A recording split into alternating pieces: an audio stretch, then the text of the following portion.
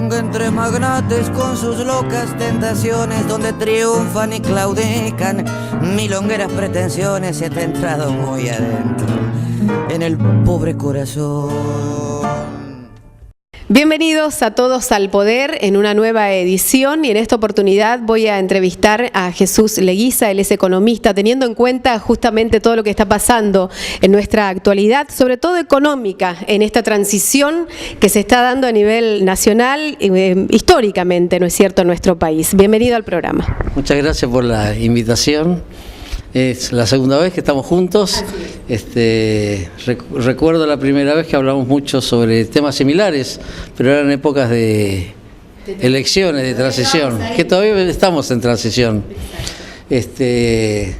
Efectivamente, la transición está, de acuerdo a lo que he escuchado, leído, visto en estos últimos días, no se está presentando en forma ordenada. Es decir, de un cambio de gobierno a otro gobierno, y sobre todo un gobierno que viene de tres periodos prácticamente, tres periodos efectivamente, debe traspasar el mando y la información al nuevo gobierno con absoluta seriedad.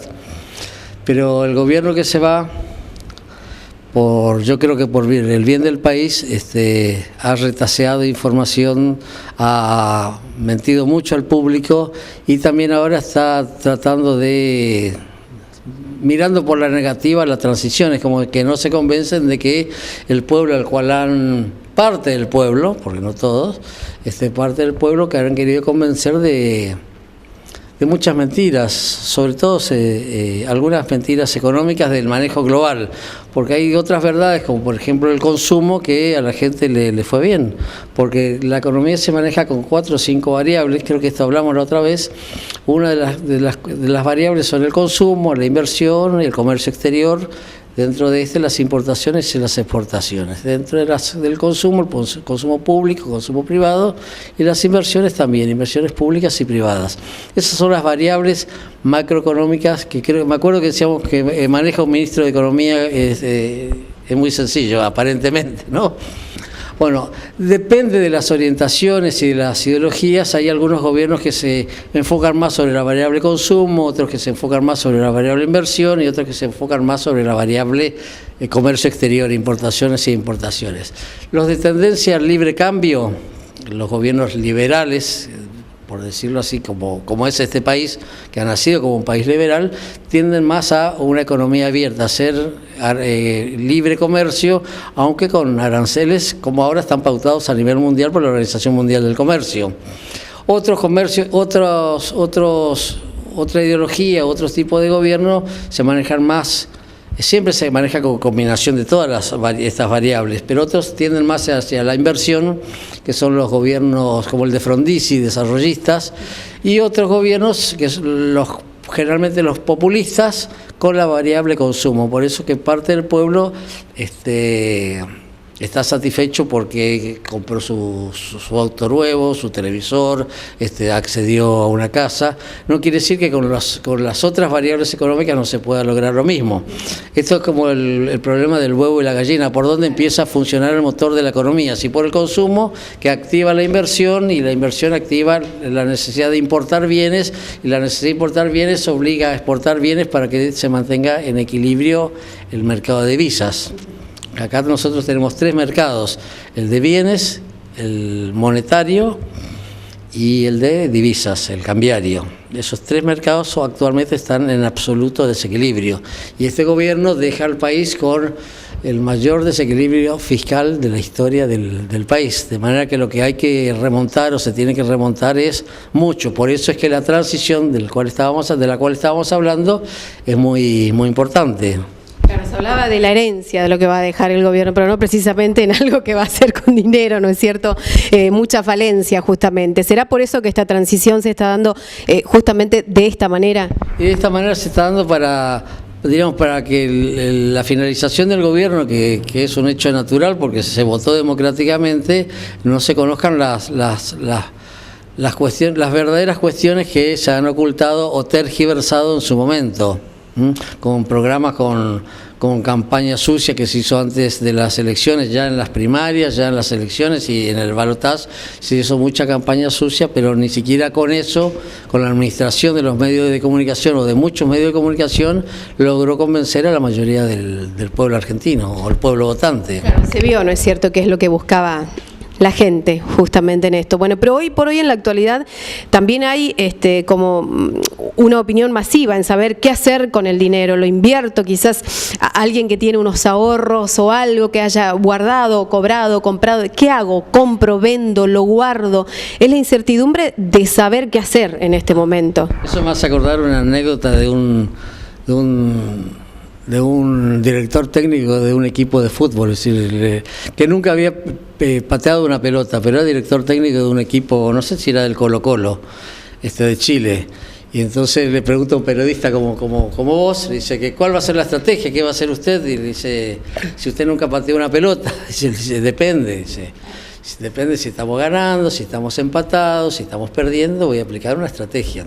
Después era estratega, no necesitaba ser un pateador de penales, era una estratega.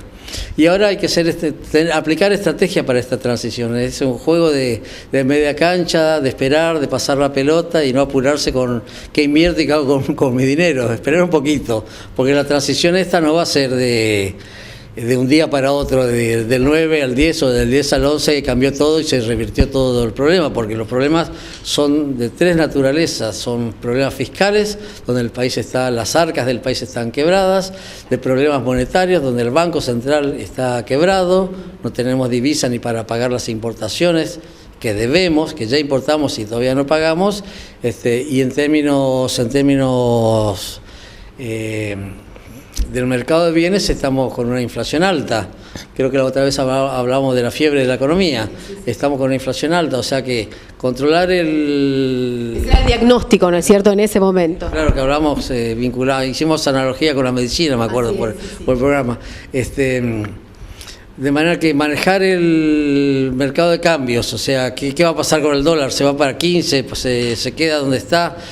Lo que sucedió en términos de diagnóstico es que se ha mantenido el tipo de cambio bajo para que no influya en el nivel de inflación por alto consumo, y eso a su vez estaba alimentado por la emisión monetaria. Por eso el Banco Central está quebrado, el déficit fiscal es el que ocasiona el salir del equilibrio monetario el Banco Central de la República Argentina, y eso se refleja no como un diagnóstico, sino como un efecto en el mercado de cambios. De manera que ahora uno lo que se tiene que fijar es en las expectativas. Las expectativas son razonablemente buenas porque viene un cambio, todo cambio trae expectativas positivas, pero hay que esperar qué pasa en los primeros, diría yo, en los primeros 100 días de gobierno. Lo mismo ha sucedido en el 2002-2003, cuando hubo el cambio. Realmente los desajustes que venían ya del año 95 los hizo Duhalde con Remes-Lenikov, donde provocó la fuerte devaluación. Ahí se hizo el ajuste, lo hizo un gobierno anterior a Kirchner, a Néstor Kirchner. De manera que él entró con la cancha limpia, con el césped recién regado y cortado. Y por eso perduró 6, 7, 8 años sin problemas. Pero en el gobierno de Cristina Kirchner empezaron los problemas, no precisamente por Cristina, además de sus ventajas y desventajas, sino porque se agotó lo que ellos denominan el modelo económico de tipo de cambio alto. De manera que se fue comiendo el déficit fiscal, ese tipo de cambio, esa ventaja que tenía el país, y a partir de ahí estamos en desequilibrio. Estamos en desequilibrio hace 5 años, con mínimo. De ahí el miedo de la gente, ¿no es cierto?, de saber qué es lo que va a pasar.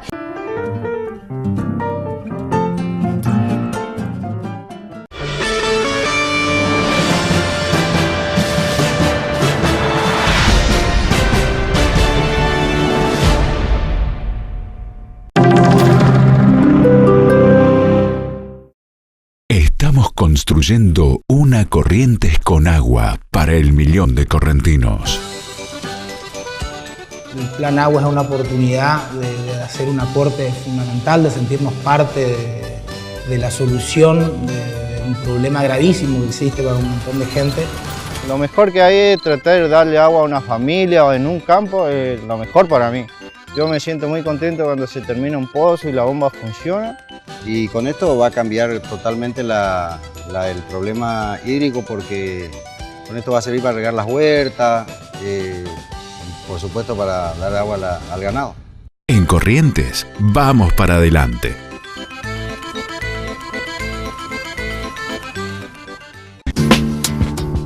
Óptica San Juan, una nueva forma de ver. Anteojos de sol y de receta, bifocales, multifocales, ocupacionales, lentes de contacto, cosméticos y de receta, mutuales, obras sociales, todas las tarjetas, PAMI sin cargo y Oscor. Óptica San Juan, San Juan 1024 Corrientes Capital, una nueva forma de ver. La verdad que la llegada del gas natural a la ciudad implica progreso y confort. Estamos en un momento histórico para la provincia, realmente nos sentimos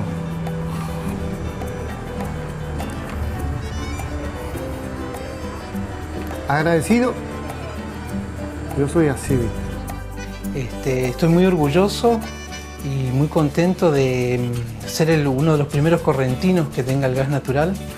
Es una alegría para nosotros tener el privilegio de tener gas, y más aún para nuestros queridos alumnos. Aquí no hay ningún aporte de la nación. Este es el esfuerzo, el sacrificio del millón de correntinos. Vamos para adelante, todos juntos, ahora.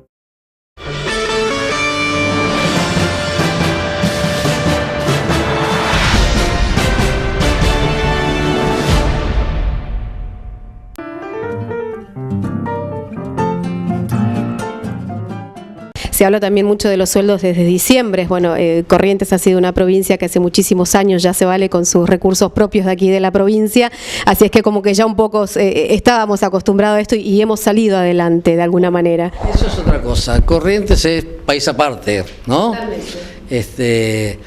Se ha sabido mantener el equilibrio, sobre todo del empleo público, que es una variable también económica, el empleo público. Generalmente cuando el sector privado es incapaz o hay coyunturas económicas, es el sector público el que sale a tomar trabajadores, pero son políticas de corto plazo. Acá el empleo en el sector público está estable desde la democracia, no hubo abusos. Por eso que el gobierno actual, el gobierno de Colombia, mantiene los sueldos a fin de mes, el último día del mes o el penúltimo día del mes paga todos los sueldos. Y con eso ya es una parte importante para un gobierno de provincia o provincial, donde las verdaderas cuestiones económicas no pasan por las manos del gobernador. El gobernador administra la provincia, pero el Estado Nacional es el que define cómo se maneja la economía. Exactamente, bueno, que por suerte no lo vimos afectado de alguna manera en ese sentido, ¿no es cierto? Se manejó muy bien, prolijamente, con recursos, si bien con recursos de coparticipación, se administró razonablemente bien acá. Eso sí, ha habido producto de la mala intención del gobierno nacional, sobre todo en los últimos 6-7 años, una mala intención porque uno ve el progreso que ha tenido en términos de urbanismo, resistencia, estructura y demás. Posadas, en donde Posadas está preparado hasta para dentro de 20-30 años, tiene una costanera de, 50 kilómetros. Resistencia va a tener próximamente una buena porción, unos buenos kilómetros de autovía, como la que nosotros cruzamos habitualmente cuando vamos al Chaco. De manera que Corrientes va a ser beneficiada con el plan Belgrano. El plan Belgrano. va a permitirse, yo creo que con este gobierno se va a lograr equilibrar esa desatención que tuvo la provincia por ser de otro color y no ser del mismo partido gobernante que han tenido las otras dos provincias, que si bien una era peronista pues de nacimiento y otra era radical reconvertida a kirchnerista, tuvieron ventajas que no tuvo Corrientes por mantener sus valores o sus principios el mismo gobernador, ¿no? Esa reparación histórica que tanto se habla, ¿no es cierto también? Esa es otra cosa que me parece que hablamos algo el otro día de la reparación histórica. La reparación histórica es un título político, por decirlo así, porque la verdadera reparación histórica necesita... Corrientes es la única provincia del país que necesita una reparación histórica, sobre todo después de la guerra con Paraguay. Esa es la reparación histórica.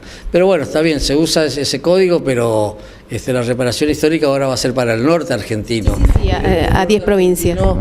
Yo lo escuché o vi mencionar a Macri que dentro del plan Belgrano va a continuar la ruta 9 de Córdoba a Salta, va a continuar la 14 de Paso Los Libres, que sí se hizo durante estos 10 años, se hizo la ruta 14, doble vía, va a continuar hasta Posadas, y a eso habría que agregar, en términos de autovías o de caminos, habría que agregar las necesidades propias de este centro urbano que es Corrientes Resistencia, por ejemplo, la extensión de una doble vía de, por lo menos parte desde la ruta 14, tomando la ruta 118, 119, creo que la 119, la que viene por Curuzú, Mercedes hasta la 123, y después la parte de la ruta 12 hasta Saladas o Cuatro Bocas. Eso debería convertirse en autovía, lo mismo que Corrientes, Posadas. De esa manera se logra parte de la reparación histórica para Corrientes.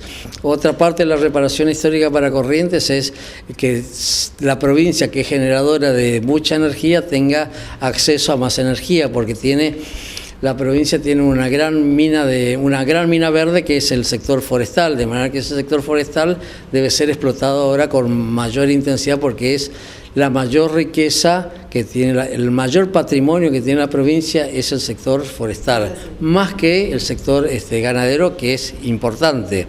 Pero en términos de patrimonio y dándole un valor, el sector forestal debe estar valuado en 2.000, 2.500 millones de dólares. Es mucho dinero. No se va a explotar eso de un día para otro, pero año a año el producto del sector forestal va a ser tan importante como el producto del sector ganadero. Bueno, y resaltar también... Sumando todas las vacas que existen en la provincia y diferenciando lo que son madres, lo que son crías, etcétera, etcétera, también estará valuado en un 2.400, 2.500 millones de dólares, de manera que hay riqueza económica como para que la provincia crezca mucho más de lo que ha venido creciendo. Justamente, y también como hablábamos en el programa anterior, apuntar mucho más a todo lo que es la economía regional, ¿no es cierto? Exacto. En materia de economías regionales, sobre todo con un comercio más liberado, el Estado tiene que intervenir y tiene que existir. Eso que se dicen que el mercado define las cuestiones de vida de la gente, no es verdad, porque nunca, desde que nacieron las economías, siempre ha intervenido el Estado, con mayor o menor intensidad, pero el Estado siempre interviene. Sobre todo para equilibrar desajustes que un país que está relacionado con el resto del mundo a veces importa problemas de otros países. Nosotros a veces importamos problemas que tiene Brasil. Brasil devalúa la moneda y nosotros inmediatamente tenemos que tocar nuestra moneda, porque si no se producen desajustes, desequilibrios. Y con este nuevo gobierno se le va a volver a prestar atención a Europa y a Estados Unidos. Estos últimos años se ha centrado la atención en la Unión Soviética por cuestiones, yo pienso, por cuestiones ideológicas, en China por cuestiones comerciales en primer lugar, porque es uno de los clientes, va a ser uno de los clientes más importantes de Argentina, hoy es Brasil, pero China va a ser tanto importante como para Brasil como para la Argentina, de manera que eso se va a derramar en las economías regionales, porque hay muchos productos que se demandan a nivel internacional, sobre todo los alimenticios, que son de base de economía regional. La Pampa Húmeda también es una economía regional, pero es una economía que, diríamos, en términos de distancia, una economía central. Ahí está el centro, está bien ubicada la región en un lugar estratégico, de manera que tiene sus ventajas, tiene las mejores tierras, tiene los mejores accesos, las mejores vías de comunicación fluvial, está cerca del océano, de manera que, digamos, es una región rica, y hay otras regiones no tan ricas como el NEA, el NOA, la Patagonia o Cuyo. Exactamente, pero como decimos entonces hoy... Todas esas economías, estoy interrumpido. No, perfecto. Sí. Pero todas esas economías dependen de tanto la central, la Pampa Húmeda, como lo que se denominan economías regionales, dependen del tipo de cambio. El tipo de cambio define la vida y existencia de las empresas y del empleo en todo el país. Así, cuando el tipo de cambio se llama de equilibrio, por eso ahora no hay que preocuparse por la devaluación. Si existe un ajuste al tipo de cambio, va a ir al tipo de cambio libre, al que ya tenemos, ya existe, ya está dado el tipo de cambio. De 15 pasará a 14, pero lo que el gobierno actual sigue metiendo miedo a la población es que si ganaba Macri se iba a devaluar, sí, algo que estaba, diríamos, bajo, 8,9 más 8 a 9, perdón, estaba artificialmente bajo, por eso se crearon los déficits, por eso quedó quebrado el Banco Central, de manera que al liberar el tipo de cambio, la devaluación ya se hizo, ya está, tiene un valor en el mercado que son 15 pesos, que bajará a 14. Y algunos productos que se exportan repercutirán en los costos internos y en los precios por eso no se va a bajar la inflación en 3 meses, ni se va a equilibrar el mercado cambiario en 3 meses, ni siquiera se va a mejorar la producción y bajar el desempleo en 3 meses. ¿Un periodo de cuánto tiempo tendríamos en esa transición? Año y medio, una transición para que el país vuelva a crecer. Recordemos que el país no crece hace más de 4 años. Y ahí está diciendo algo importante también, que es justamente lo que se está escuchando hablar en estos últimos días, de ese crecimiento que no hubo en la Argentina ya de 4 años. Es como que en algún momento nos está pasando factura de esto que sucede. Exactamente, nos está pasando factura, y por eso se ocultan las estadísticas, se oculta la información, se oculta lo que sucede en los distintos ministerios, en la transición que tiene que haber entre un gobierno que se va y un gobierno que viene. El Estado es de todos, no es de un administrador nombrado por el voto, y la República está constituida por los 3 poderes, es decir, un presidente no es un monarca, es un presidente, es un administrador nombrado, elegido por el pueblo, de manera que debe responder al pueblo que ahora eligió a otro presidente. Bueno, que por ahí es lo que no se acepta, ¿no es cierto? En el caso particular y más importante, diríamos que es a nivel de presidentes, pero por ejemplo en la provincia de Buenos Aires se está haciendo una transición razonable, ya empezaron a conversar Scioli. Scioli y Vidal estuvieron reunidos y en una conversación, una charla muy amena, por lo menos por lo que se vio, hubo fotos de este encuentro, así es que ya es algo. Yo creo que es muy razonable Scioli y hace lo que se debe hacer. Como se debe hacer, exactamente. Bueno, ¿y su opinión, qué opinión le merece esto que estamos viviendo hoy en la actualidad aquí en la Argentina? Mi opinión es favorable a las expectativas, porque se van a eliminar el cepo cambiario, se van a abrir el mercado para importaciones y exportaciones. Por ejemplo, es el preconcepto de que si uno cierra el mercado, las exportaciones, la venta de trigos. Brasil dependía mucho de nosotros y nosotros exportábamos a Brasil 5 o 6 millones de toneladas de trigo, cuando Brasil podía haber importado trigo subsidiado de Canadá en la década de los 90 y los 2000. Nosotros dejamos de vender trigo por el preconcepto que tenía Moreno, que ahora está premiado, seguirá premiado unos días más en Roma, el preconcepto de que si uno exporta trigo sube el precio del pan. Y no necesariamente, porque el precio del pan acá en la Argentina subió 10 veces en lo que va de este gobierno, de manera que, y trigo, hay menos trigo. Lo mismo que con las carnes. Con las carnes uno exporta algunos cortes de carnes que hoy mismo se pagan acá en la Argentina. Yo hace poco estuve en Buenos Aires y en un restaurante, diríamos, caro por decirlo así, hay un corte que se llama carne Kobe, que es una carne que está alimentada por mucha cebada, un animal de muchos kilos, con mucho tiempo de maduración, el animal, y un bife Kobe cuesta como cuesta en un buen restaurante en Alemania, es decir, cuesta 600 pesos, y 600 pesos no sé cuántos dólares son, serán 40, 50 dólares. De manera que hay cortes como los se llaman run and point, que son 5 o 6 cortes que tiene el cuarto trasero de las vacas, que son los que tienen alto valor en el mercado, que son el bife, la colita de cuadril, el peseto, el lomo, el bife angosto, siempre de la parte trasera del animal. Esos cortes son cortes caros. ¿Y qué es lo que hizo Uruguay? Uruguay exporta cortes caros y consume cortes baratos. Y los que quieren consumir cortes caros pagan caro, y así funciona, su valor. Es cierto, igual, es así. Realmente, como siempre, es muy interesante la charla con usted, y siempre el tiempo es corto, pero lo fundamental es que nos deja algo, ¿no es cierto? Un mensaje, y podemos aprender un poco más, a no enloquecernos, como decíamos, a tomar las cosas con calmas, a esperar, a vivir esta transición como la estamos viviendo, y tranquilos. Porque Macri empezó a nombrar ahora sus ministros, y como en la época del miedo de los últimos meses, que José Luis Esper, que Broda, que Melconian, ninguno de esos es ministro, y por la TV pública nos metían miedo a la población de que si viene fulano tal, así piensa fulano tal, va a ser el ministro de Macri, y metían miedo, y bueno, se terminó. Como se termina 678 seguramente. Y anunció ya que sí, así que bueno, vamos a ver si realmente esto sucede. Un placer, de verdad, Jesús Leguiza, un placer. Seguramente lo vamos a volver a invitar ya como columnista aquí de nuestro programa. En la parte económica ya va a estar a cargo suyo. Muchas gracias. Llegamos al final de otra edición aquí en Todos al Poder. Como siempre, muchas gracias a todos por acompañarnos a través de la pantalla de Telemóvil 5 satelital.